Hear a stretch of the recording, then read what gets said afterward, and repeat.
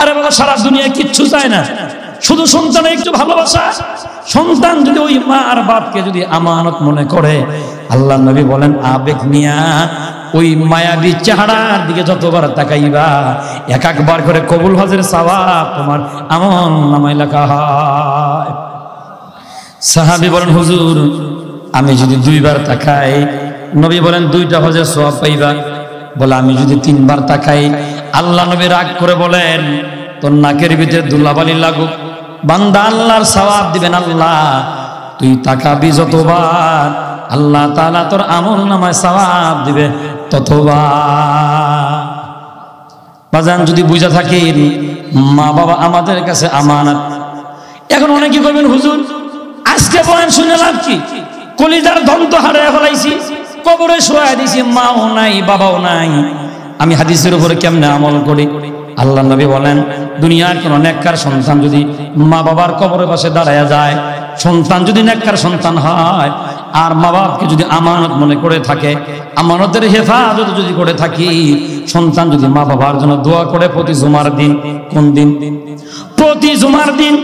দুনিয়ার কোন সন্তান যদি মা বাবার কবরের পাশে দাঁড়ায়া আব্বা আম্মার জন্য দোয়া করে, মদিনাওয়ালা নবী বলেন ওই নেক সন্তানের চোখের পানি জমিনে পড়ার আগে আল্লাহ তাআলা মা বাবার কবরের আযাব বন্ধ করে দেয়। আমল হইব তো ভাই ইনশাআল্লাহ প্রতি শুক্রবার। কোন দিন? প্রতি জুমার দিন মা বাবার কবর জিয়ারত করবেন। 2 নাম্বার কাজ হলো মা বাবার রেখে যাওয়া বন্ধু বান্ধবের সাথে ভালো ব্যবহার করবেন। অনেক সময় দেখবেন বাজারের ভিতরে বাবার বন্ধুর সাথে দেখা হয়ে যায়, বাবার বন্ধু বাজার করে, যুবক ভাইদেরকে বলি দৌড়ে গিয়ে যদি বাজারের ব্যাগটা বাবার বন্ধুর হাত থেকে নিতে পারো, তোমার বাবার বন্ধু বলবে আমার বন্ধু ভালো একটা ছেলে রেখে গেছি, বাবা দোয়া করে দে তোর বাপের যেন আল্লাহ মাফ করে দেয়। মাগনা দোয়া পাইলেন, বুঝেন নাই? বাবা মা মারা যাওয়ার পরে বাবা মার রেখে যাওয়া বন্ধু বান্ধবের সাথে ভালো ব্যবহার করা। আর মা যদি দুনিয়া থেকে বিদায় হয়ে যায়, ওই মায়ের বয়সী যারা আছে, খালা বলেন ফুফু বলেন, এদের সাথে ভালো ব্যবহার করা যদি করতে পারেন বাবা, ফুফুদের সাথে ভালো ব্যবহার করলে, মা নাই তো কি হয়েছে, একটা কাপড় কিনা যদি ফুফুর বাড়িতে যান, সারা পৃথিবীর ভিতরে মানুষদেরকে 1 কোটি টাকা দিলে যে খুশি না হবে, আপনারা ফুফুরে একটা কাপড় দিলে তার চাইতে বেশি খুশি হয়ে যাবি। কেন কেন? আরে ফুফু তো আপনার বাবার বোন, আপনার বাবা আপনার বোনের খবর নেয় না, কিন্তু ভাতিজা যখন ফুফুর বাড়িতে একটা কাপড় নিয়ে যায় দিলটা বড় খুশি হয়ে যায়। ফুফু দেখবেন এই কাপড়টা পরে না, শুধু মানুষ আইলে দেখায় এইটা আমার ভাতিজাই দিছে, বুঝেন নাই? এইটা আমার ভাতিজাই দিছে। দেখবেন ফুফু ওই ভাতিজার দিকে তাকায় আর কয় এটা আমার ভাতিজা না, এটা আমার বাবা আইছি। ও মিয়া মা হারাইছেন তো কি হয়েছে? আপনার বাড়িতে যদি আপনার খালা থাকে একটা কাপড় কিনে দেন, দেখবেন আপনার এই খালা কাপড় না পইরা হাজারো মানুষদেরকে দেখাবে আর বলবে আমার ভাগিনা আমার কাপড় দিছি। তাহলে 2টা আমল করবেন। কয়টা? মা বাবাকে মাটি দেওয়ার পরের দিন থেকে আমল হবে। আমলটা হচ্ছে মা বাবার রেখে যাওয়া বন্ধু বান্ধব যারা আছে এদের সাথে ভালো ব্যবহার করা, আর মা দুনিয়া থেকে বিদায় হয়ে যাওয়ার পরে মা বাবার সমবয়সী ফুফু এবং খালা দাদা যারা আছে এদের সাথে ভালো ব্যবহার করা। আমল হবে তো? যদি করেন এরা দেখবেন দোয়া করে দিবে, ছেলেটা বড় ভালো, আমার বোন আমার ভাবি একটা ছেলে রেখে গেছে, যাও দোয়া করে দে আল্লাহ যেন তোর মায়ের মাফ করে দে, তোর মা বড় ভালো মানুষ ছিল। لو أنزلنا هذا القرآن على جبل لرأيته خاشعا متصدعا من خشية الله। আল্লাহ রাব্বুল আলামিন বলেন কোরআনুল কারীমকে যদি পাহাড়ের উপর যদি আমি আল্লাহ তাআলা নাজিল করতাম, এই কোরআনুল কারীমের ওজনের কারণে ভয়ের কারণে পাহাড় ফেটে চৌচির হয়ে যাইত, কোরআন গ্রহণ করতে পারত না। মুসলমান খুব গভীর মনোযোগ, যেই কোরআনে হাকিম আসমান গ্রহণ করতে পারে নাই। জমিনের ভিতরে সবচেয়ে শক্তিশালী হলো পাহাড়, পাহাড়ও অস্বীকার করে আমি পারবো না। আল্লাহ রাব্বুল আমিন বলেন ওয়া হামালাহাল ইনসান, শেষ পর্যন্ত আমার নবীর কপাল্লা উম্মতেরা আমার কোরআন নামক আমানত গ্রহণ করেছি। এই কোরআনুল কারীম গ্রহণ করার কারণেই রব্বে কারীম উম্মতের মর্যাদা এত বেশি বাড়ায়া দিলেন। মদিনাওয়ালা নবী বলেন, আগের জামানার উম্মতেরা যদি একবার আল্লাহ বলতো, একবার আল্লাহ বলার বদৌলতে আল্লাহ রাব্বুল আলামিন তাদের আমলনামার ভিতরে একবার আল্লাহ বলার সওয়াবটা লিখে দিতেন। আমার উম্মতকে আল্লাহ রাব্বুল আলামিন এত দামি একটা কিতাব দান করলেন। কিতাবটা বড়, আমি নবী হিসাবে বড়, যে উম্মতের উপর নাজিল করা হয়েছে উম্মত হিসাবে বড়, ওই হিসাবে কিন্তু সুবহানাল্লাহ কইতে পারি নাই। হ্যাঁ, সুবহানাল্লাহ বলার জন্য রেডি থাকেন। আল্লাহর নবী বলেন, আগের জামানার প্রত্যেক নবীর উম্মতেরা একবার যদি আল্লাহ শব্দ উচ্চারণ করত, তাসবিহ যদি একবার জপত, আল্লাহ রাব্বুল আলামিন একবারের বদৌলতে একবার আল্লাহ বললে যে সওয়াব হয়, তাদের আমলনামায় ওই পরিমাণ সওয়াব লেখা দিতেন। কিন্তু আমার উম্মতেরা যদি মনে প্রাণে একবার যদি আল্লাহ বলেও শব্দটা উচ্চারণ করে, আল্লাহ রাব্বুল আলামিন খুশি হইয়া আমার উম্মতের আমলনামায় 5000 বার আল্লাহ বলার সওয়াব দিয়ে দেয়। একবার বললে কয় হাজার? 5000। কারণ কি বাবা? আমাদের হায়াত কম, বরকত বেশি। বলেন কি বলছি? হায়াত কম, বরকত বেশি, আমলনামার ভিতরে গুনাহ বেশি হওয়াটাই স্বাভাবিক। সময়টা এমন, গুনাহ হওয়াটাই স্বাভাবিক, গুনাহ থেকে বেঁচে থাকাটাই অসম্ভব। আমরা ডাল সিজন, আমাদের পরে আর কোনো উম্মত নাই। কথা যদি বাজান বুঝে থাকেন, ডাল সিজনটা আগে বুঝেন। এখন যদি কোনো ব্যক্তি আম খাইতে চায়, আম কিন্তু বাজারে গেলে পাওয়া যাবে। ভালো করে বুঝেন, আমটা কি ভেজাল যুক্ত না ভেজাল মুক্ত? ভেজাল মানে ফরমালিন দেওয়া। কি বুঝলেন? ডাল সিজনে কাঁঠাল খুঁজলে পরে কাঁঠাল পাওয়া যাবে, এটার ভিতরে ফরমালিন দেওয়া মানে ভেজাল যুক্ত। সিজনাল সময়ে আম আর কাঁঠালের দাম যা ছিল, আম সিজনে পাওয়ার কারণে তার দাম আরো বাইরে গেছে। কি বুঝলেন? পাইলাম আম সিজনে, হইল ভেজাল যুক্ত, দামও হইল অনেক বেশি।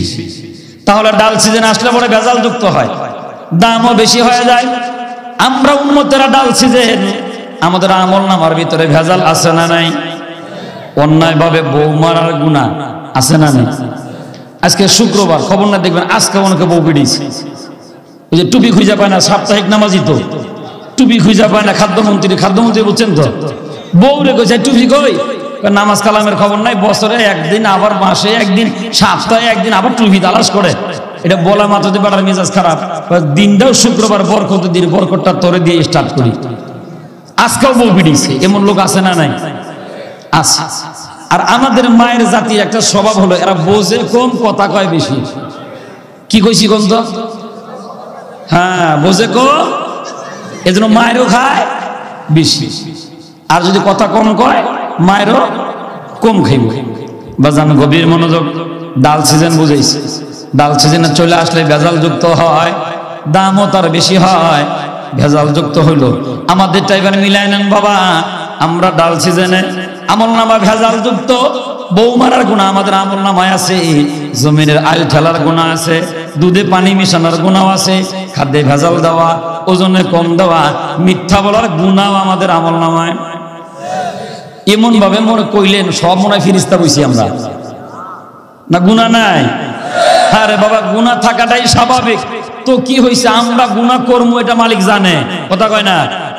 আমরা যে গুনাহ করবো মালিকে জানে, যে আছে কোথায়? কালামে হাকিমের আয়াত খোঁজেন, রব্বে কারীম বলেন, ওয়ালাউ আন্নাহুম ইয যালামু জাউকা ফাস্তাগফিরুল্লাহ ওয়াস্তাগফারা লাহুমুর রাসূল লাওয়াজাদুল্লাহ তাওয়াবার রহিমা। আল্লাহ রাব্বুল আলামিন বলে, কোরআন শোনো, নফসের তাড়নায় কেউ যদি নিজের উপরে জুলুম করো, মানে গুনাহ করে ফেলো, জাউকা, আমার নবীর কাছে যাও। এই আয়াতে প্রমাণ করে আমরা যে গুনাহ করব মালিক জানে। বুঝেন না কথা? তাহলে বাজান গুনাহ হওয়াটাই স্বাভাবিক। গুনাহ হওয়ার বড় হতাশ হওয়া যাবে না, তার কারণ যিনি আমাদেরকে বানাইছেন বড় দয়া করে মায়া করে বানাইছেন বাবা, যার কারণে দামি একটা কিতাবের নাম কোরআন। ওই কোরআনুল কারীম আল্লাহ তাআলা আমাদের উপরে বিশ্ব নবীর মাধ্যমে আমাদের কাছেই আমানত দিয়ে গেছেন। সুবহানাল্লাহ। এতক্ষণের সংক্ষিপ্ত আলোচনা দ্বারা বোঝা যায় 30 পারা কোরআনুল কারীম শুধু আল্লাহর কিতাবই নয়, 30 পারা কোরআনুল কারীম আমাদের কাছে নবীর রাখা আমানত। বলেন তো কি বলছি? কোরআন আমানত, আমানত বলেন কোরআন আওয়াজ দিয়ে বলেন কোরআন। এটা কি শুধু কিতাব না আমানত? আমানত। এই জন্য আমানতের খিয়ানত করলে যেই গুনাহ হয়, কোরআন নামক আমানতের খিয়ানত করলে তার চাইতে বেশি গুনাহ হয়। হাদিসের ভিতরে বিশ্বনবী বলেন, হাসরের মাঠ যখন কায়েম হবে, আমানতের কাঠগড়া দাঁড় করানো হবে। যেই মানুষেরা কোরআন নামক আমানতকে হেফাজত করেছে, ওই কাঠগড়া থেকে কোরআন তাদেরকে সুপারিশ করবে। আর দুনিয়ার ভিতরে যারা কোরআনকে আমানত মনে করে নেই, কোরআনের বিরুদ্ধে কথা বলেছে, কোরআনুল কারীমকে নষ্ট করে দেওয়ার পিছনে ষড়যন্ত্র করেছে, সেই দিন এমন জায়গায় গ্রেফতার হবে, জামিনের সম্ভাবনা, বলেন জামিনের সম্ভাবনা নাই। এজন্য যাইতেই যেহেতু হবে, আমরা চাই দুনিয়াতে কেউ যদি অপরাধী হয়, খুব ভালো করে বুঝছেন, দুনিয়াতে কেউ যদি অপরাধী হয়, হাজারো অপরাধ করার পরে কিন্তু পালায় যাওয়ার সুযোগ নাই। বলে হাজারো অপরাধ করার পরে পালায় যাওয়ার সুযোগ, জমিন দিয়ে মারের ভয়ে যদি না যায়, আসমান দিয়ে পালায় যাওয়ার সুযোগ তো আছে। দাড়ি রাইখা যদি পলানোর সুযোগ না পাওয়া যায়, দাড়ি কাইটা তো পলানোর সুযোগ আছে।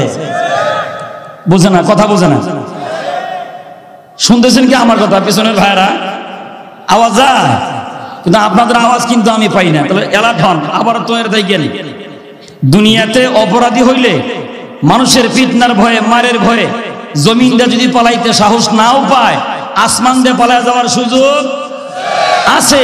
কিন্তু কোরআন নামক আমানত যেটা, এই কোরআন নামক আমানতের খেয়ানত যদি কেউ করে, আমি আপনি পালায়া যাব কোথায়? আসমানও আল্লাহর, জমিনও আল্লাহর, পালায়া যাওয়ার কোনো সুযোগ নাই।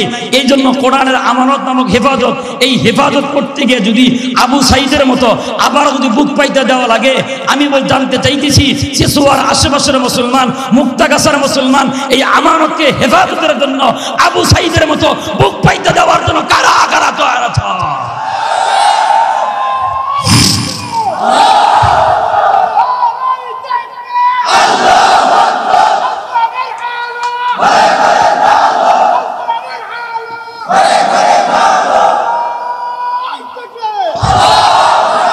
আলহামদুলিল্লাহ, বলেন আলহামদুলিল্লাহ। তাহলে সংক্ষিপ্ত পরিসরে কোরআন আমানত, বলেন কি বলছি? কোরআন আমানত। এই আমানত ছিল, আছে, সামনেও। এটা আমি আপনি বললে হবে না তো, রব্বুল কারীমের ওয়াদা আছে, ইউরিদুনা লিইউতফিউ নূরাল্লাহি বিআফওয়াহিহিম ওয়াল্লাহু মুতিম্মু নূরিহি ওয়ালাউ কারিহাল কাফিরুন। আল্লাহ রাব্বুল আমিন বলেন, ওরা চায় আমার এই আমানতের বাতিকে ফু দিয়ে নিভায় ফেলবে। ওগো নবীজি, আমি আমার সিদ্ধান্তের উপর বদ্ধপরিকর, আমার আমানতের বাতি দিয়া তাম পৃথিবীতে পূর্ণতায় পৌঁছায় দিব, এতে কাফেরদের যতই খারাপ লাগুক। ষড়যন্ত্রের স্টিমুলার চলতেই থাকলো। আল্লাহ রাব্বুল আলামিন আরো একটা আয়াতে কারিমার ভিতরে সান্ত্বনা দেয়া বলেন, ওগো নবী হতাশ হওয়ার কোনো কারণ নাই। রব্বে কারীম বলেন, ইন্না নাহনু নাযালনা যিকরা ওয়া ইন্না লাহু লাহাফিজুন। ওগো নবী হতাশ হয়েন না, দাওয়াত দেন, দাওয়াত দেন। নাজিল করেছি আমি আল্লাহ, হেফাজত করব আমি আল্লাহ। বাজান বুঝে থাকলে আওয়াজ দিবেন, কোরআন নাজিল করেছেন কে? হেফাজতের দায়িত্ব নিলেন কে? তাহলে কোরআন দুনিয়াতে যে থাকবে, এতে কোনো সন্দেহ? আমি আপনি কোরআনকে মহাব্বত করলো, কোরআন থাকবে। কোরআনের সাথে বিদ্যাচরণ করলো, কোরআন দুনিয়াতে নষ্ট করার সাহস কারো? যারা কোরআনের বিরুদ্ধে কথা বলে, ওদেরকে বললেন, তোমাদের আগেও তোমাদের বাপ দাদারা অনেকেই চেষ্টা করেছে কোরআন নষ্ট করার জন্য, কেউ পারে নাই। তাহলে তোমরাও পারবা কিনা আগে মাপ দিয়ে নাও। এটা বোঝার জন্য ছোট্ট একটা দৃষ্টান্ত বোঝেন বাবা। খুব শিক্ষিত নামি দামি একজন মানুষ চলে গেছেন চিড়িয়াখানা দেখার জন্য। গিয়ে দেখে বানর খাঁচার ভিতরে অনেকগুলা বানর ভরা, বাদাম নিয়ে গেছে। বানর কিন্তু অন্নকরণ প্রিয় হয়, বানর হাত পাচ্ছে, অমনি বেচারা বাদাম দিয়ে দিছেন। বানর বাদাম মুখের ভিতরে না দিয়া পায়খানা রাস্তায় মাপ দেয়। কই মাপ দেয়? হ্যাঁ, পায়খানার রাস্তায় মাপ দেয়। বেচারা তো মেজাজ বড় গরম, শিক্ষিত মানুষ। এই জেলখানা, এইখানে কি আছে ডাক দাও। এই যে বানরের জেলখানা, বুঝেন তো, চিড়িয়াখানা যেটা দেখা বানরের জেলখানা, কয় এটা রক্ষণাবেক্ষণ কে করে? ডাক দিয়ে আমি ওরে ধরে আনা হলো। কি ব্যাপার মিয়া, চিল্লাও কেন? আরে বাবা চিল্লাই, দেখো হালাল জিনিস কিনে আনলাম, বাদাম মুখের ভিতরে না দিয়া কই দেয়। এবার চিড়িয়াখানার মালিকে কয়, ভাই এটা বানরের দোষ নাই, আপনারও দোষ নাই, আমারও দোষ নাই। গত কয়েকদিন আগে রাজশাহী থেকে এক আল্লাহর বান্দা আম নিয়ে আসছে, ল্যাংরাম, নিজেও আম খায়, বানরের হাত পাইতে দিছে, বানর একটা আম দিয়ে দিছে। বানরে তো আমও খাইছে, আমের ভিতরে যে বড়া বলেন না আটি বলেন, কোনটা আটি, বুঝছেন তো নাকি? মানে আমও খাইছে, ভিতরটা খাওয়ার পর আম তো হজম হয়েছে, মগর আটি আর বড়া তো হজম হয় নাই। বানরের পায়খানা বন্ধ হয়ে গেছে। বন্ধ হয়ে যাওয়ার পরে আমরা চিড়িয়াখানার যারা রক্ষণাবেক্ষণের মালিক ছিলাম, আমরা মিরপুরের কেন্দ্রীয় হাসপাতালে নিয়ে ওর পায়খানা রাস্তা কাইটা এরপরে আমের বড়া বাড়ি করা লাগছে। এরপরে থেকে বানরে তওবা করেছে, যা কিছু খায় আগে মাপ দিয়ে দেখে খাইলে বাইরেইব কিনা। বুঝেন কথা, বুঝেন? এই জন্য কোরআনের সাথে যারা গাদ্দারি করে, ফেরাউন, নমরুদ, হামান, কারুন, সাজ্জাদ যারা ছিল, ওদেরও পায়খানা বন্ধ হয়ে গেছে, সিজার করে বড় বাড়ি করা লাগছে। তোমরা যারা কোরআনের বিরুদ্ধে কথা বলো, কোরআনের বিরুদ্ধে আইন করতে চাও, মনে রাখবা বন্ধ হয়ে যাবে, কাইটা বের করতে হবে। বন্ধ হওয়ার সম্ভাবনা, ওদেরটাও বন্ধ হয়েছে, তোমারটাও বন্ধ হওয়ার সম্ভাবনা আছে। এখন কয়েক সর্বনাশ হুজুর, সুদিন পায়া এত চিল্লান, জিনা ইউটিউবের বয়ান দেখেন, আগেও চিল্লাইছিলাম। ওরা বলেছিল ওলামা ইকরামের তালিকা করো, 117 জনের তালিকা করো, উদ্দেশ্য একটাই, কোরআন যেন জমিনে চলতে না পারে। মনে রাখবেন, কোরআনের কথা বলার অপরাধে যারা আলেমদের তালিকা করেছে, বর্তমানের তরুণেরা তাদের 14 গোষ্ঠীর তালিকা করতেছে, ওদের 14 গোষ্ঠীর তালিকা হচ্ছে। আমাদের তালিকা হয়েছে মাত্র 117 জন। কতজন? আর 14 গোষ্ঠীর তালিকা হয়। আর যারা বক্তব্য দিছে, এই দেশে মৌলবাদের নাম নিশানা রাখা হবে না, যারা মৌলবাদ এদেরকে একটাকেও রাখা হবে না, নাম নিশানা মুছে দেওয়া হবে, এই কথাগুলা যারা বক্তব্য দিছে, এখন গিয়ে দেখেন মানচিত্রের ভিতরে ওদের বাপ দাদার নাম খুঁজে পাওয়া যায় না। বোঝে না কথা, বোঝে না? এই বাতি কে জ্বালায়? ওই রব্বে কারিম বলেন, ইউরিদুনা লিয়ুতফিউ নূরাল্লাহি বিআফওয়াহিহিম আল্লাহু মুতিম্মু নূরিহি ওয়ালাউ কারিহাল কাফিরুন। ওগো পয়গম্বর, হতাশ হওয়ার কিছু নেই। আমি নাজিল করেছি কোরআন, এই কোরআনের বাতি ওরা যতই নিভাইতে চাক, আমি আল্লাহ তাআলা এই কোরআনুল কারীমের বাতি দিয়া তাম পৃথিবীতে পূর্ণতায় পৌঁছায় দিব। এতে কাফেরদের যতই খারাপ লাগুক, সুবহানাল্লাহ। সংক্ষিপ্ত আলোচনা দ্বারা বোঝা যায়, কোরআনুল কারীম শুধু কিতাব না আমানত। আওয়াজ দেন, কিতাব না আমানত। এই আমানতকে সংরক্ষণ করবেন না খেয়ানত করবেন? এখন অনেকে কয় হুজুর বেজাল তো এই জায়গায়, সংরক্ষণ করতে গেলে গুলি খাওয়া লাগে, সংরক্ষণ করতে গেলেই মিথ্যে মামলায় জেলখানায় যাওয়া লাগে, সংরক্ষণ করতে গেলেই ফাঁসির মঞ্চে যাওয়া লাগে, কোনো বিচার হয় না। মনে রাখবেন, আমি রাজনৈতিক সেন্সে কথাটা নিয়েন না ভাই, পরিষ্কার করি কথাটা বলি।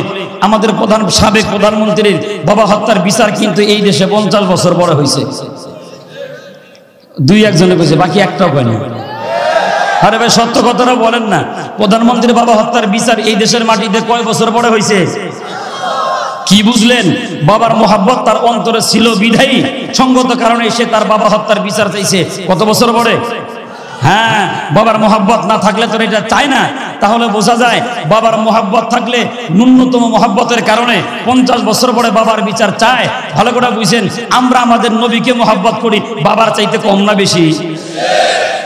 প্রমাণ কি? এই যে মাথায় পাগড়ি, দেখি আমার আব্বার সুন্নাত। কার? এই যে আব্বার মাথায় টুপি দিয়েছেন, কার সুন্নাত?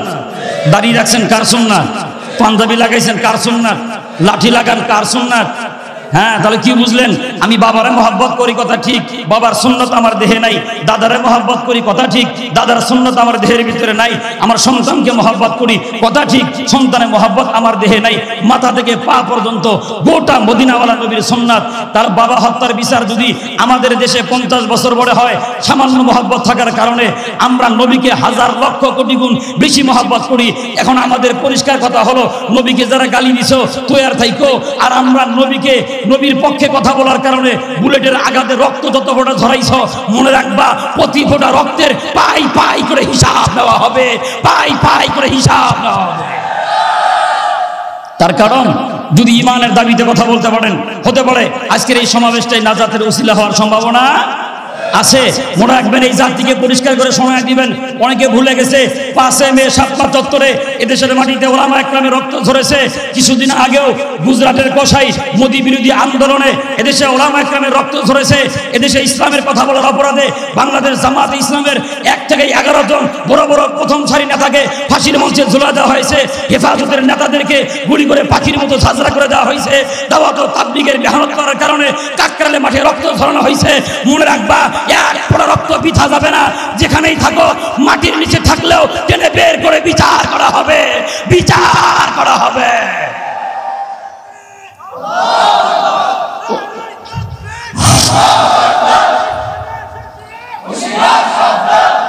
সম্মানিত হাজিরিন, বিচার হবে। বাবা হত্যার বিচার যদি 50 বছর পরে হয়, আমাদের বিচার লাগলে 1000 বছর পরে হবে। বুঝেন নাই কথা? এখন কইবেন হুজুর 1000 বছর কি বাঁচবেন আপনি? আরে বেটা, আমি না বাঁচলে আমার ছেলেরে বলে যাবো ওরা নবীর দুশমন, ওদের ছাড়িস না। ছেলে মারা যাওয়ার সময় তার ছেলেরে বলে যাবে, আরে দাদাই কয়ে গেছে ওরা নবীর দুশমন, ওরে ছাড়িস না।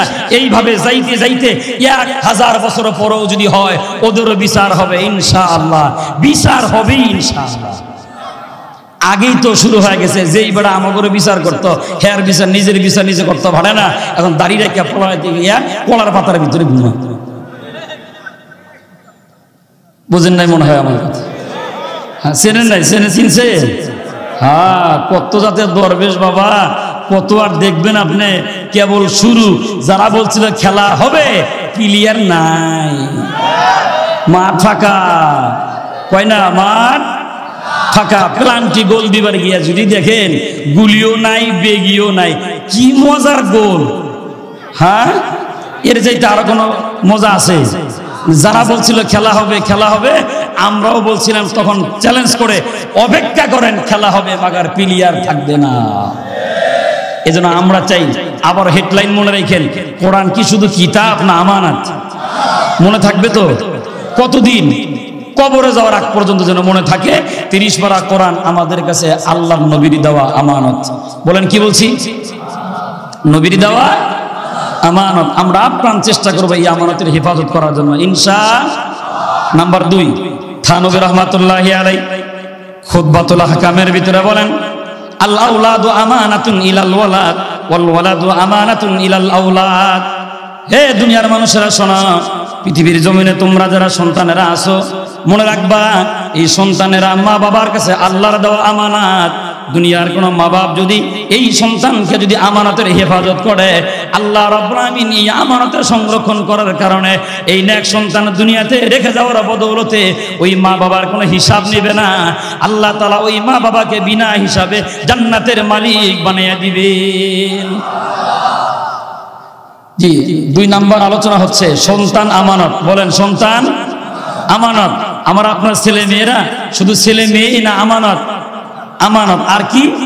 এটা আমি বললে হবে না, রব্বে কারীম বলেন, আল মালু ওয়াল বানুনা জিনাতুল হায়াতিদ দুনিয়া। মাল আর দুনিয়ার সম্পদ, মনে রাখবা, এটা দুনিয়ার সৌন্দর্য। কিসের সৌন্দর্য? মাল বলো, সম্পদ বলো, ছেলে মেয়ে বলো, এটা দুনিয়ার সৌন্দর্য। আর এক আয়াতের ভিতরে আল্লাহ রাব্বুল আমিন বলেন, ফাআম্মাল ইনসানু ইযা মাবতালাহু রাব্বুহু ফাআকরামাহু ওয়া নাআমা। আল্লাহ তাআলা কাউকে যখন পরীক্ষা করতে চান, ওই ব্যক্তিকে আল্লাহ তাআলা মাল দান করেন, আল্লাহ তাআলা তাকে সম্মান দান করেন। তাহলে বোঝা যায় মাল পাইলে খুশি হওয়া যাবে না।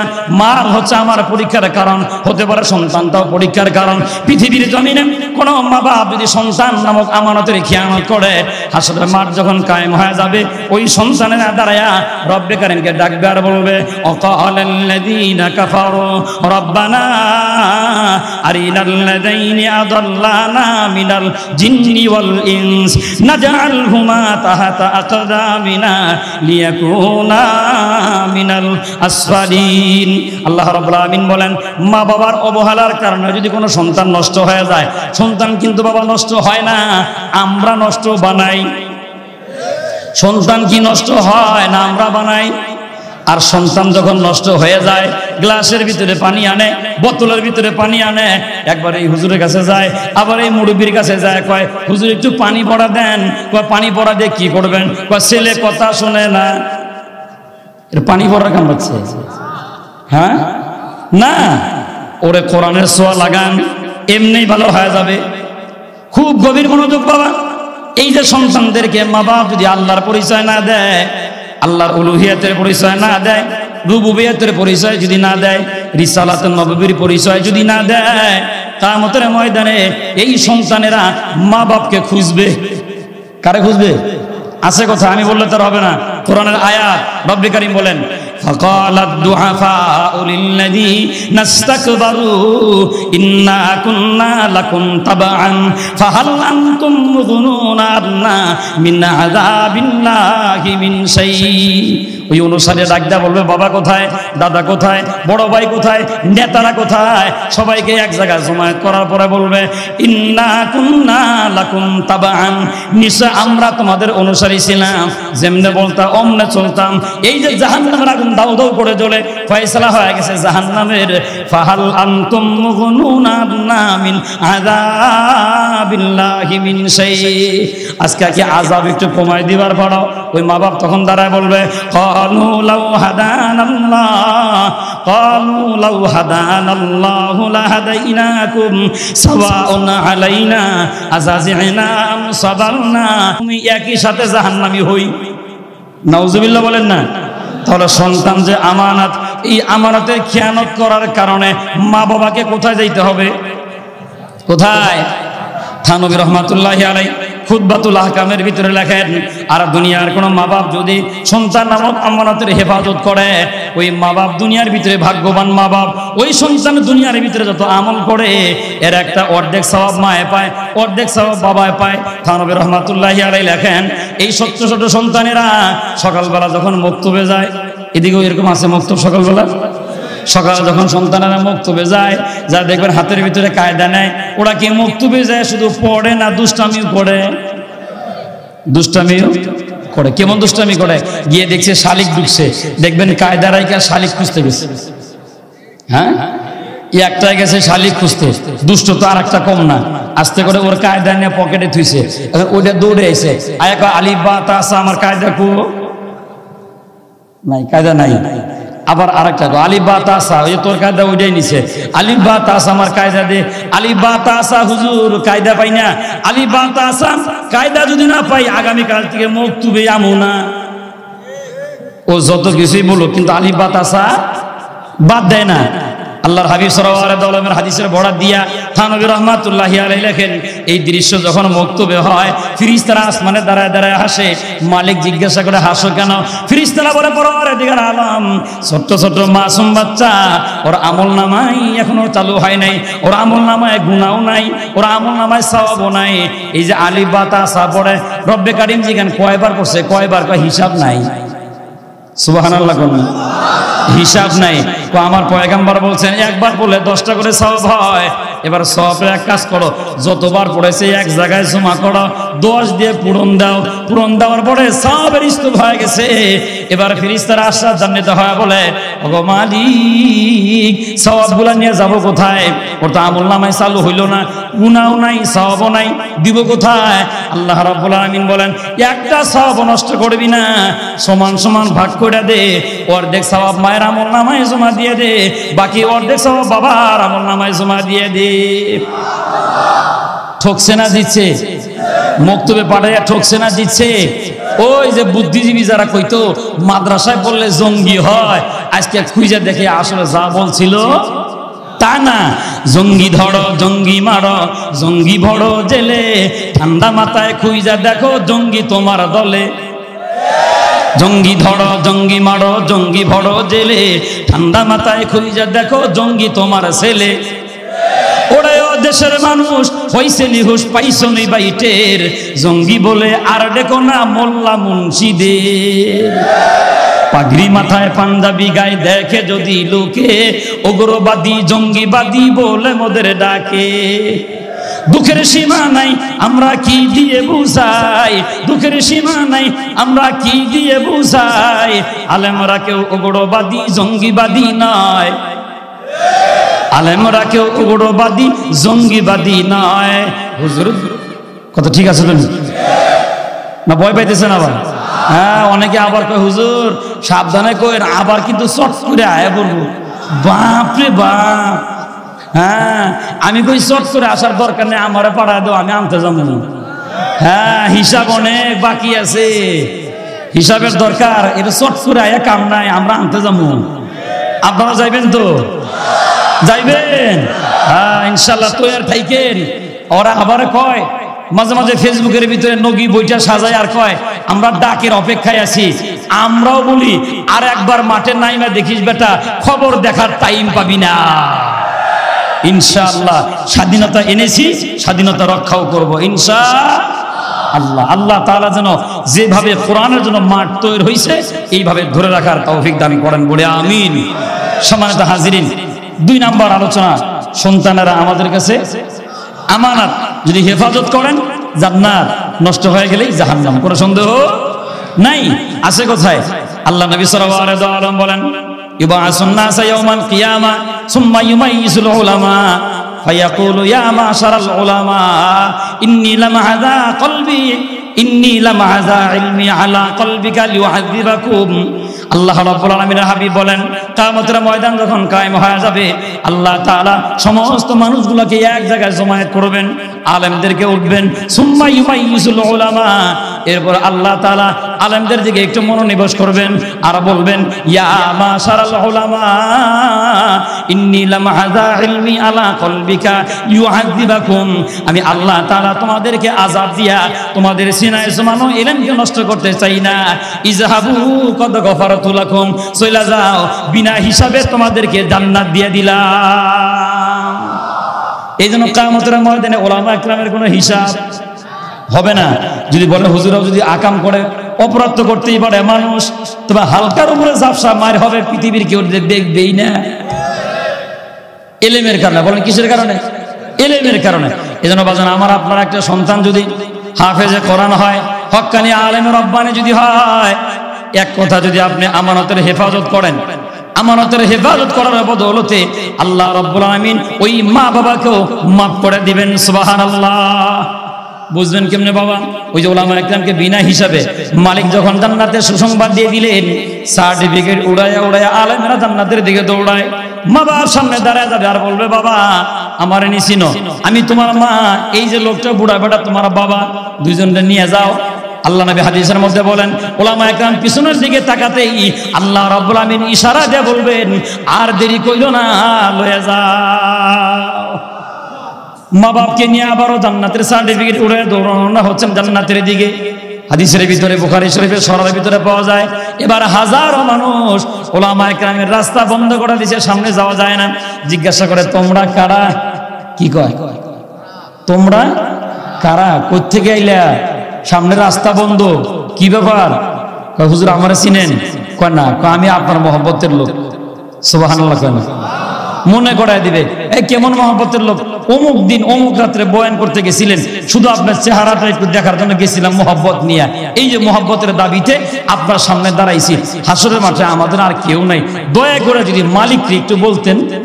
আল্লাহ নবী বলেন উলামা ইকরাম তখন পিছনের দিকে চোখের কোণা দিয়ে তাকাইতে চাইবেন, ওই মালিক ইশারা দিবেন একটারও থুয়ে যায় না, সব লয়ে যাবে সবগুলা।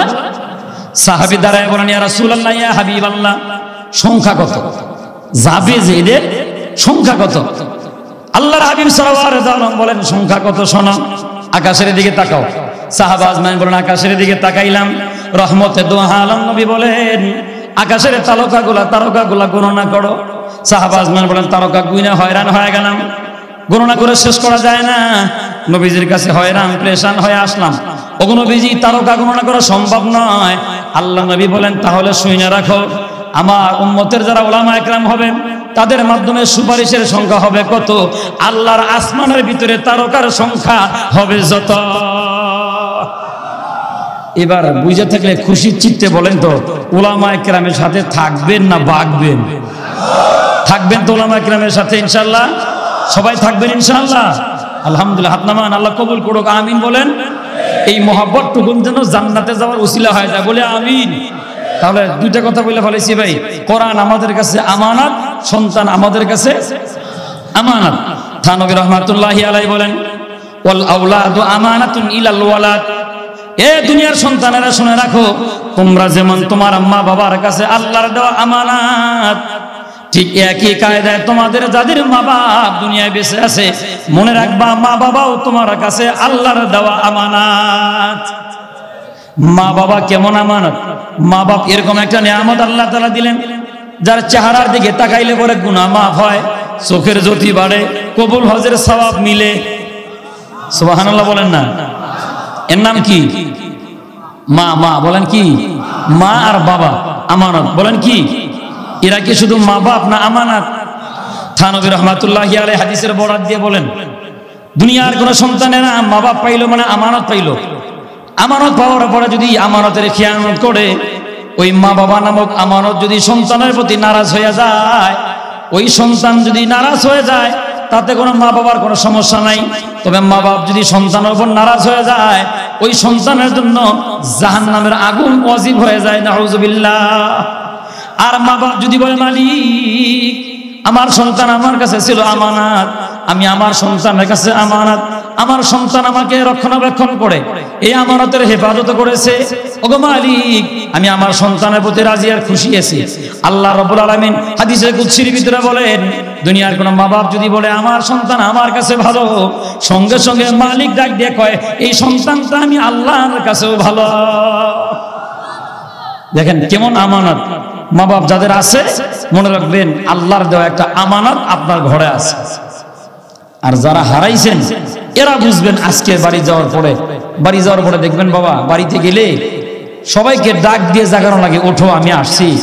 যায় দেখবেন সবাই ঘুমায় গেছে, মায়ের ঘরের দরজাও লাগে না, বাতিও নিবে না। সন্তান বাড়ি না যাওয়া পর্যন্ত চুলার পরে বসে বসে তসবিহ টানে, এর নাম কি? মা।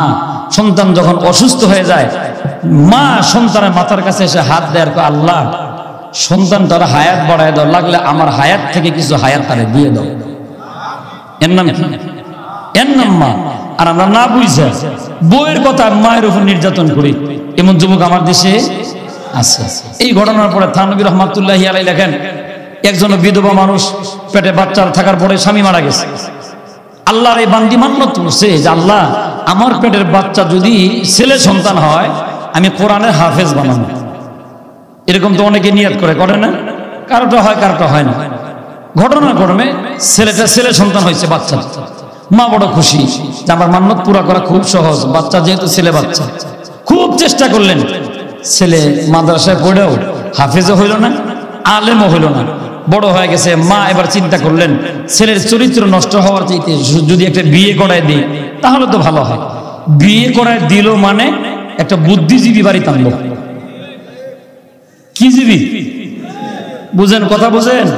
ও সারাক্ষণ খালি প্যান প্যানানি আর বুদ্ধি দেয়। কি বুদ্ধি? মা থেকে কেমনে আলাদা হওয়া যায়, ছোট ভাই থেকে কেমনে আলাদা হওয়া যায়, বোন ভাগ্নিদেরকে আলাদা কেমনে ডিভাইডেড করে দেওয়া যায়, এমন আছে না?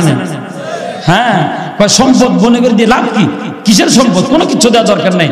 ওই যে খাদ্যমন্ত্রী বুদ্ধিজীবী কয় আর এই নাদানে শোনে। আছে না নাই? হাদিস আল্লাহ নবী বলেন, মান কাতাআ মিরাসা ওয়ারিসিন ফিদ দুনিয়া কাতাআ আল্লাহু মিরাসাহু ইয়াউমাল কিয়ামাতি মিনাল জান্নাহ।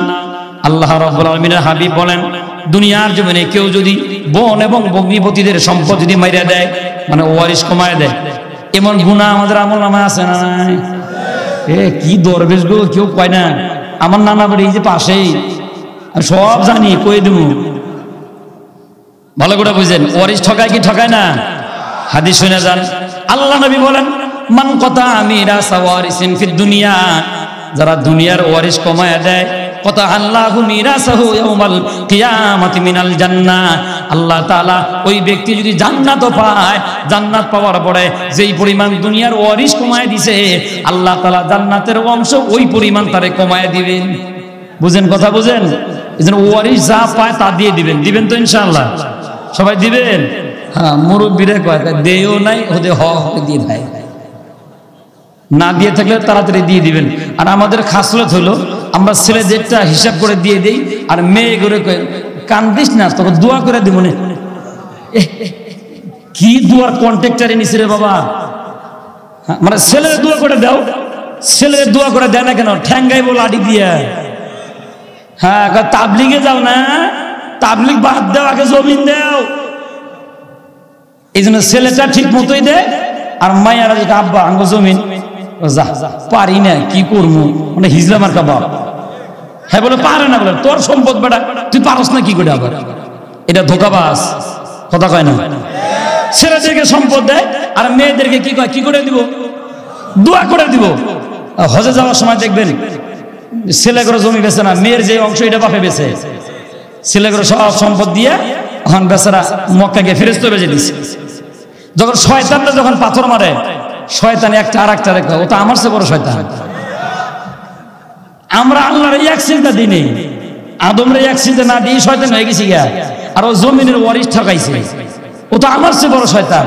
ও যখন পাথর মারে শয়তানে কয় মাইরা লাভ নাই, তোর সাথে দেশে যাবো। এরকম হাজি আমাকে দেশে আছে না নাই?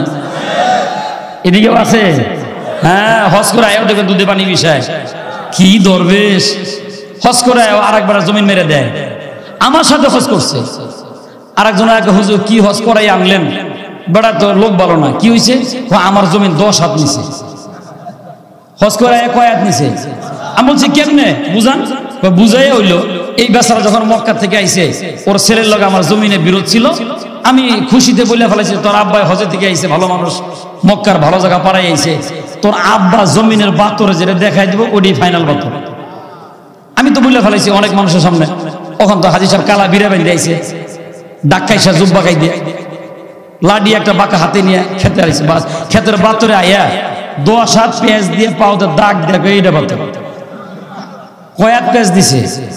ওখানে ওই হাজি সাহেবের সেরায় হাজির কানে কানে আব্বা একবার হজ করে 10 হাত নিলা, 3 বার হজ করলেন না, পুরা জমিন আমগুলি হবে।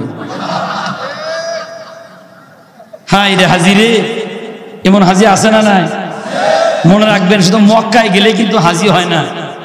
বহুত হাজি আছে মক্কায় গেছে বাপ ধরতে, সামনে নির্বাচন করব, বড় বড় পেনা ছাপাইবো, দাঁত মুখে দাড়ি নাই, দাঁত কেলায় দেয় বিসমিল্লাহির রহমানির রহিম। ও আল হজ হইতে গেছে, ও হাজি হইতে যায় নাই। যে কথা থেকে বলতে আসছি বাবা, মনে রাখেন, মা বাপ আল্লাহর দেওয়া আমানত। কোনদিন মা বাবার সাথে খারাপ আচরণ করা যাবে না। আল্লাহর এই বান্দি চিন্তা করলেন ছেলের চরিত্র নষ্ট হয়ে যাওয়ার চাইতে বিয়ে করে দেওয়া ভালো। বিয়ে করে দিছে মানে বুদ্ধিজীবী বাড়ি দাঁড়ছে। এই বুদ্ধিজীবী মার্কা বউ ছেলেরে কয়, তোমার মা পান খায়, ঘর নোংরা করে রাখে, এই বেডি যদি এই ঘরে থাকে আমি তোমার সংসার করব না। এক দফা। কয় দফা? এক দফা। ছেলে গিয়ে মায়েরে কয়, মা তোমার পুত্রবধূ সংসার করবে না, তুমি এই ঘর থেকে অন্য ঘরে চলে যাও। মুসলমান খুব গভীর মনোযোগ। বার্ধক্যজনিত কারণে মা চোখে কম দেখে, তারপরেও মা আলাদা ঘরের ভিতরে গেলেন। যাওয়ার পরে ঢুকতে ঢুকতে কাঁদলেন, আসল যে চোখের পানি মোছার পরে ঘর থেকে নরম একটা ফল নিয়ে আসলেন। ফল আনার পরে ছেলের হাতের ভিতরে দিয়ে কয়, বাবা ফলটা নিয়ে নাও, আজকে রাত্রে যখন ঘুমাইবা, স্বামী স্ত্রী বিছানায় যাওয়ার পরে এই দামি ফলটা বুকের ভিতরে রাইখা ঘুমাইবা। যখন ফজরের আজান হয়ে যাবে, ফলটা আইনা আমার হাতের ভিতরে দিয়ে দিবা। যদি ফলটা আমার হাতে আস্ত ফল দিতে পারো, আমাকে তাড়ায় দেওয়া লাগবে না, এমনি বাড়ি থেকে আলাদা হয়ে যাও। ছেলেও খুশি, পুত্রবধূও খুশি। আরে একটা ফল, 2 জন মানুষ গল্প করলো তো রাত কাটায় দেওয়া সম্ভব। কয় দাও ফলটা হাতে দাও। সন্তান ফলটা হাতের ভিতরে নিয়ে বুকের মধ্যে নিয়ে ঘুমায় গেছি। মনের অজান্তে বুকে থেকে ফলটা পইরা পিঠের চাপা লাগে গইলা পানি হয়ে গেছে। ফজরের আজান হয়ে গেল, স্বামী স্ত্রী 2 জন লাফায়া উঠলেন, ফল কোথায়, ফল কোথায়? শাশুড়িকে দিলেই তো কিল্লাফতে হয়ে গেল, ফল খুঁজা পায় না। মা দৌড়ে আসে, বাবা দরজা খোলো, আজান হয়ে গেছে, ফলটা হাতে দাও। ছেলে দরজা খুইলা মায়ের চেহারার দিকে তাকায় বলে, মা ফল হাতে দিছিলা কথা ঠিক, বুকের মধ্যে রাখলাম, ঘুমায় গেলাম। মনের অজান্তেই অনিচ্ছা সত্ত্বেও ফলটা পড়ে গিয়ে পিঠের চাপা লাইগা গইলা পানি হয়ে গেছে। ফলটা আস্ত ফল রাখতে পারি নাই। অমনি মা চিৎকার করে কাঁদেন আর বলেন, আরে বাবা তোরে কেমনে বুঝাই, তুই তো বুঝোস নাই। এক রাত 2 জন মানুষ মিলে একটা ফল বুকের মধ্যে রাইখা আরামের ঘুম ঘুমায় গেলা। এক রাত ফলটা বুকে রাখতে পারো নাই। আমি তোমার এমন মা, পেটে থেকে দুনিয়ায় আসার পরে 2টা বছর তোমাকে বুকে নিয়া নিয়া ঘুমাইছিলাম, পিঠের চাপা লাগতে দেই নাই।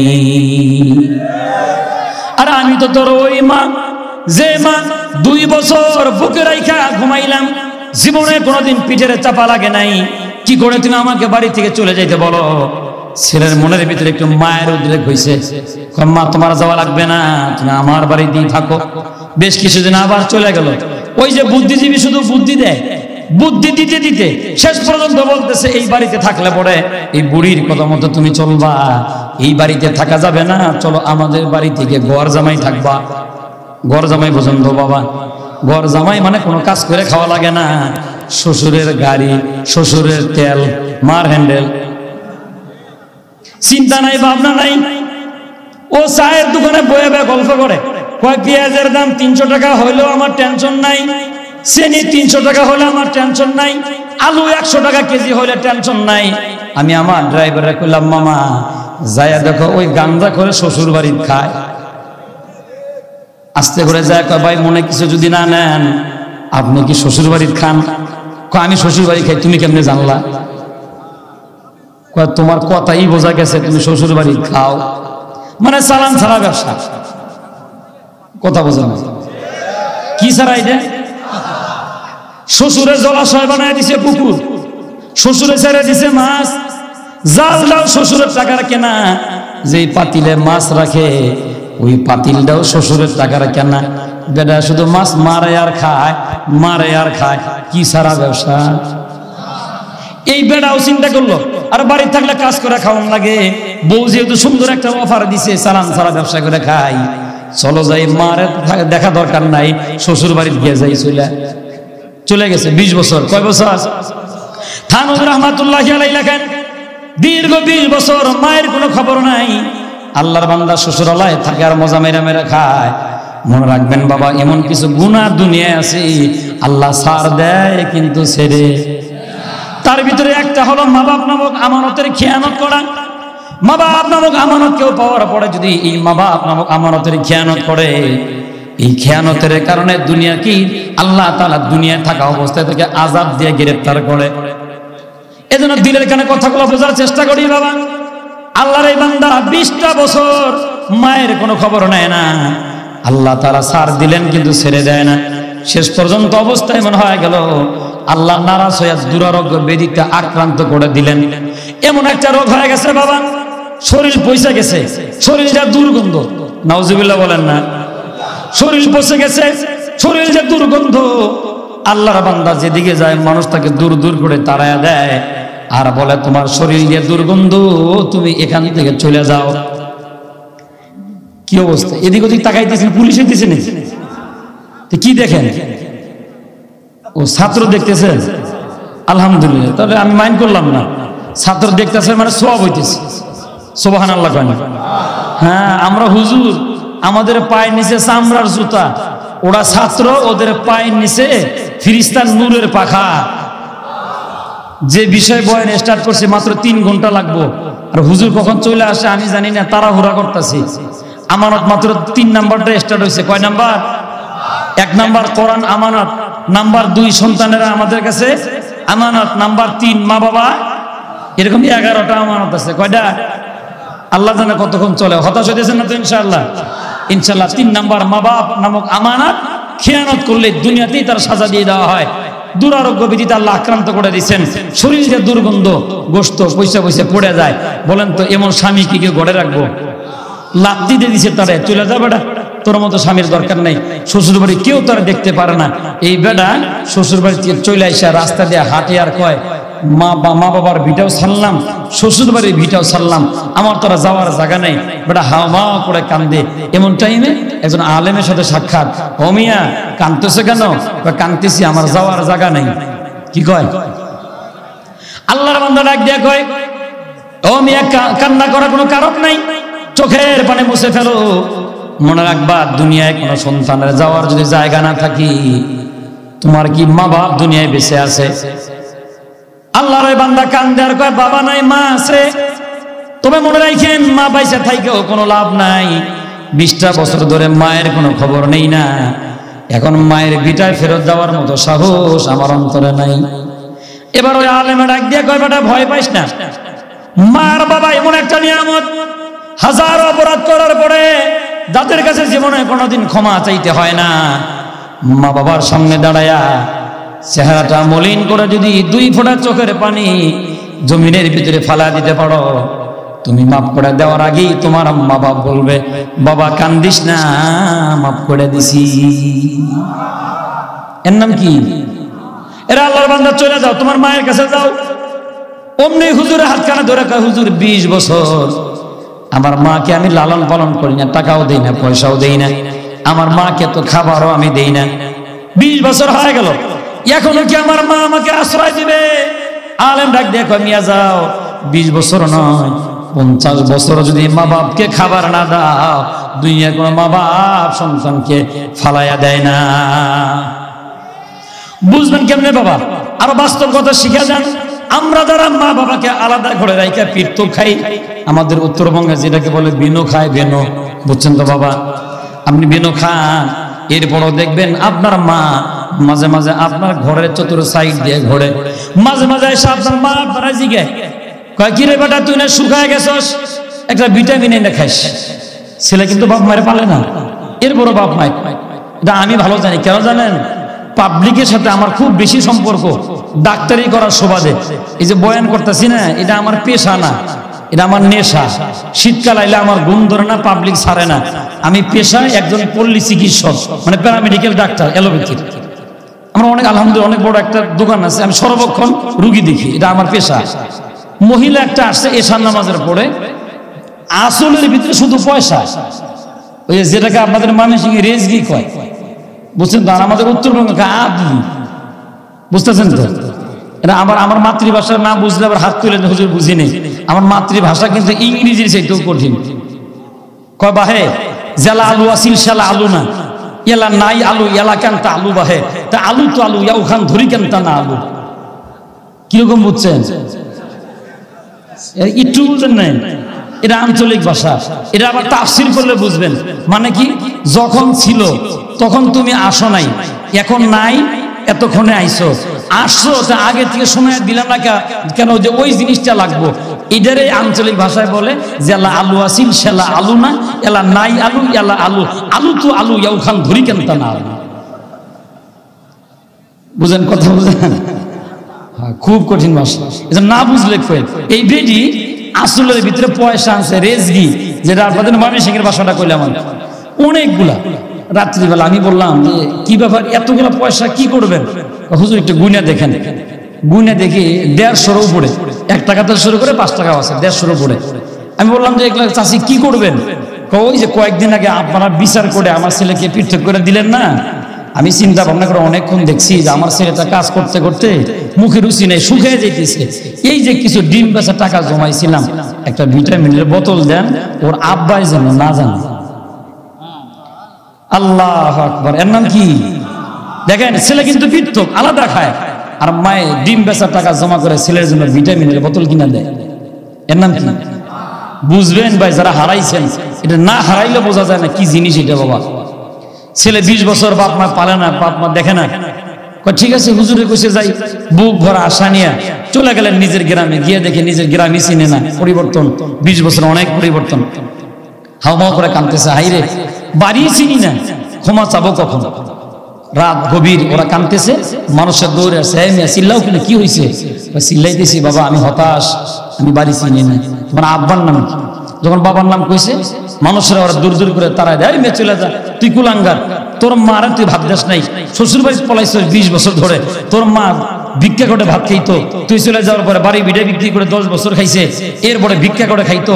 আমরা যতটুকু জানি 3-4 দিন ধরে তোর মার চোখ অন্ধ হয়ে গেছে, ভিক্ষাও করতে পারে না। এই সমাজের মানুষেরা খাবার দিলে তোর মা খায়, না হলে ওই দিন না খায় রাত্রে ঘুমায় থাকে। মুসলমান খুব গভীর মনোযোগ। ছেলে আরো চিৎকার করে কান্দে আর বলে, হারে আমার কারণেই তো আমার মায়ের এত কষ্ট, বাড়ি ভিড়ে বিক্রি করে দেওয়ার পরও মায়ের কষ্ট লাঘব হয় নাই। মা নাকি আমার অন্ধ হয়ে গেছে। বলে, আমার মা কোন ঘরে দেখায় দাও? ওই যে কুড়ে ঘরে যায় দেখো, তোমার মা ওই ঘরের ভিতরে আছে। আল্লাহর বান্দা বুক ভরা আশা নিয়ে ওই ঘরের দরজার সামনে দাঁড়ায় আছেন। অনেক দূর থেকে দেখতেছেন একজন মানুষ একবার শয়, আবার ওঠে, বালিশের নিচে থেকে জায়নামাজটা বের করে 2 রাকাত করে সালাত আদায় করে, আর হাতখানা তুল্লা বলে, ওগো মালিক, মনে হয় দুনিয়া থেকে বিদায় হয়ে যাব। 20টা বছর হয়ে গেল, কলিজা সেরা ধরনের চেহারাটাও দেখতে পারি না, এখন তো অন্ধ হয়ে গেছি। ওগো আল্লাহ, কামাই খাওয়ার আশা নাই, মরার আগে ছেলেটাকে একবার বাড়িতে আইনা দাও, আমার সন্তান যেন আমাকে মাটি দিতে পারে। ও আসমানের মালিক আল্লাহ, 20 বছর দোয়া করলাম, তোমার নবী কইছে মায়ের দোয়া কবুল হয়, মায়ের দোয়া কবুল হয়। 20 বছর দোয়া করলাম, তুমি কি আমার একদিনের দোয়াটাও শোনো না? আজকের গভীর রাত্রে দোয়াটা যদি শুই না থাকো, আমার বোলাবালা ছেলেটারে বাড়িতে আইনা দাও, আমি মরে গেলে অন্য ভিন পুরুষ যেন আমাকে কবরে না শোয়ায়। আমি তো দুনিয়াতে নিঃসন্তানই নয়, আমার তো একটা সন্তান আছে। আমার বাচ্চাদন যদি বাড়ি আসে, আমার সন্তান আমাকে কবরে শোয়ায় দিবে। ওগো মালিক, লাগবে না সন্তানের কামাই খাওয়া, একটা টাকাও লাগবে না, একদিনের খাবারও লাগবে না। আল্লাহ দোয়াটা কবুল করো। মরার আগে চোখটা তো অন্ধ হয়ে গেছি, এই 2টা হাত দিয়া সন্তানের চেহারাটা একটু লাইরা চাইরা মইরা যাই। এর নাম কি? এর নাম হলো মা। দুনিয়ার যত মানুষ আছে বাবা, টাকা পয়সা দিয়ে কাউরে খুশি করতে পারবেন না, কিন্তু বাজারে যাওয়ার সময় যদি মাকে যদি হাসি মুখ নিয়ে বলেন, মা তোমার কি খাইতে মনে চায়, মা হাসি মুখে বলবে, তুই কি পাগল হইছস, আমার জন্য কিচ্ছু আমি। এ বাবা, আজকে পরীক্ষা করেন, একটা কলাও যদি কিনা নিয়ে যান, যা যদি বলে মা রিক্সা চালাই, টাকা নাই পয়সা নাই, এই যে একটা কলা কিনা আনছে তুমি খাও, মায়ের মুখে যদি খুব রুচি থাকে দেখবেন বাবা, অর্ধেকটা কলা খায়া বাকি দিয়া কলার সোগলা দিয়ে পেঁচাইয়া বালিশের কোনায় রাখবে আর বলবে, সকালবেলা আমার দাদাভাই খাবি। সকাল হওয়ার পরেই দেখবেন সূর্য ওঠার আগে আমরা আপনার সন্তানকে বিছানা থেকে কোলে করে নিয়ে যায়, মায়ের ঘরে নেওয়ার পরে দরজা লাগায়, ওই সিলান্ন কলা খাওয়ায় আর কয়, আব্বারে বলা যাবে না। এর নাম কি? এর নাম হলো মা। এ বাবা, ছেলে যদি বিদেশ থাকে, দুনিয়ার সবাই ঘুমায় যায়, রাত যখন গভীর হয়, মা তখন তাসবিহ টানেন আর বলেন, ওগো মালিক, সন্তানটা দেশের বাহিরে থাকে, কত মানুষের লাশ বাংলাদেশে আসে, আল্লাহ আমার দোয়াটা কবুল করো, আমার সন্তান দেশের বাহিরে আছে, আমার বাবার হায়াতে বরকত দিয়ে দাও। হাজারো রাত মায়ের মন যায়, মা জীবনও কোনোদিন ঘুমায় না। মা কাঁদতেছে, আল্লাহ সন্তান ফেরত দাও, সন্তান ফেরত দাও। ছেলে কিন্তু দরজার সামনে দাঁড়ানো, মা অন্ধ, দেখতেছে না। সন্তান এবার কান্দে আর কয়, হারে এটা কি মানুষ না ফেরেশতা? 20টা বছর খাওয়াই নাই, 20টা বছর কাপড় দেই নাই, 20টা বছর খবর নেই নাই, এরপর কোনো বরদোয়া দেয় না, আমাকে ফিরা পাওয়ার আশায় দোয়া করে। ছেলে দরজার সামনে দাঁড়ায় আছে, মনে অজান্তে মুখ থেকে বের হয়ে গেছে, মা আর কান্দিস না, এই যে তোমার সন্তান, আমি তোমার দরজার সামনে দাঁড়ানো। সন্তান বলে যখন মা বলে ডাক দিছি, যেই মানুষটা উঠে দাঁড়াইতে পারে না, আমার মা ডাক শোনা মাত্র লাভ দিয়ে দরজার কাছে এসে হাজির হয়ে গেছে। এমনি হাতটা পাইতে দিয়ে কয়, বাবা আমি অন্ধ হয়ে গেছি, চোখ দিয়ে তোরে দেখতে পারি না বাবা, আমার চোখ নাই, এই যে 2টা হাত পাইতে দিছি বাবা, তুই যদি আমার বুকটা দেখে থাকোস, আইসা দেখ, এই বুকের ভিতরে অনেক যন্ত্রণা, তোরে হারানোর যন্ত্রণা বাবা, আমার বুকের ভিতরে আয়। সন্তান বলেন, দৌড়ে গিয়া মাকে যখন জড়ায় ধরি, আমার মা আমার কয়, বাবা তোর চোখটা কোন জায়গায়, আমি একটা চুমা খাই, তোর কপালটা কোন জায়গায়, তোর একটা চুমা খাই, আয় বাবা আমার বুকের ভিতরে আয়। সন্তান কান্দে আর কয়, বাবা ও মা তুমি আমার চুমা খাও। মানুষেরা না কয় আমার শরীরটা দুর্গন্ধ, মানুষেরা কাছে বসতেও দেয় না, আর তুমি আমার চুমা খাও, তোমার নাকি কি দুর্গন্ধ লাগে না? মা কান্দার কয়, বাবা শোন, তুই যখন আমার কোলে কোনো সময় পায়খানা করে দিতি, ঘরে সবাই প্লেট না বাইরে চলে গেছি, আমি মায়ের নাকের ভিতরে পায়খানার দুর্গন্ধ গন্ধ মনে হয় নাই। এ বাবা 20টা বছর তোর হারানোর কি বেদনা, তোরে আমি বুঝাইতে পারবো না বাবা। এই যে তোরে জড়ায় ধরছি, তুই শুধু একবার আমার আর একবার মা কয়ে ডাক দি, তোর টাকা পয়সা কোনো কিছুই লাগবে না, তোর লক্ষ কোটি টাকার চাইতে তোর মা ডাকার ভিতরে আমার আনন্দ অনেক বেশি। এ বাবা আমি বয়ান করতেছি, পিছনের দ্বারায় আমার ড্রাইভারও শুনতেছে। আমার ড্রাইভার একদিন আমার হুজুর ওয়াজ বাস্তবের সাথে মিল আছে, আমি কই কেমনে? অনেকদিন ধরে যে কোনো কারণে মায়ের সাথে কথাও হয় না, কয়েকটু কিছু কিনা নিলাম, সাবান তেল কিনা, দরজার সামনে দাঁড়ায় খুশি, মা দরজা খোলো। আমার হাতের ভিতরে সাবান তেল এগুলা দেখার পরে মা কান্দে আর কয়, বাবা কোনো কিছুই লাগবো না, তুই শুধু আমারে মা কইয়া ডাক দি। এর নাম কি? ভালো করে বোঝেন বাজান, 30 পারা কোরআনুল কারীম আমাদের কাছে নবীর রাখা আমানাত। মনে আছে? ছেলে সন্তান, ছেলে হোক আর মেয়ে হোক, আমাদের কাছে আল্লাহর দেওয়া আমানাত। সন্তানেরা মা বাবার কাছে যেমন আমানাত, সন্তানদের কাছে মা বাবাও আল্লাহর দেওয়া আমানাত। মনে থাকবে ভাই? আর একটা বলবো না, শেষ করে দিতাম, চলবে তো ইনশাআল্লাহ? চলবে। 4 নাম্বার, কয় নাম্বার? থানভী রাহমাতুল্লাহি আলাইহি বলেন, আল উলামা ওয়া আমানাতুন ইলাল আওয়াম। হে দুনিয়ার সাধারণ মানুষেরা শুনে রাখো, তোমাদের কাছে উলামা ইকরাম আল্লাহর দেওয়া আমানাত। উলামা ইকরাম আল্লাহর দেওয়া আমানাত। এই আমানতের হেফাজত করবেন কখন? আলেমদেরকে পুলিশে ধরে রাখলে মজা মারবেন, হবে না এরকম না। তখন এখন পরিষ্কার কথা হলো, উলামা ইকরাম সাধারণ মানুষের কাছে আল্লাহর দেওয়া আমানাত। এই আমানতের হেফাজত করা দরকার যদি মনে করেন, আজকে থেকে এই প্ল্যাটফর্ম তৈরি করেন। আর যদি মিথ্যে মামলায় কোনোদিন যদি উলামা ইকরাম গ্রেফতার করা হয়, মিথ্যে মামলায় উলামা ইকরামকে গ্রেফতার করে থানার ভিতরে যদি আটকে রাখা হয়, বারুদের আগুন দিয়া, পেট্রোল দিয়ে আগুন দিয়া থানা জ্বালায় দেওয়া হবে, আলেম গ্রেফতার করতে দেওয়া হবে না, আলেম গ্রেফতার করতে দেওয়া হবে না। তৈরি আছেন সবাই? ইনশাআল্লাহ তৈরি আছেন সবাই? আল্লাহ কবুল করেন বলে আমিন। তাহলে উলামা ইকরাম কি সাধারণ মানুষ না আমানাত? সাধারণ মানুষ না আমানাত? খিয়ানত করবেন না হেফাজত করবেন? আলহামদুলিল্লাহ হেফাজত করব, উলামা ইকরামের সাথে মহব্বত রাখবো ইনশাআল্লাহ।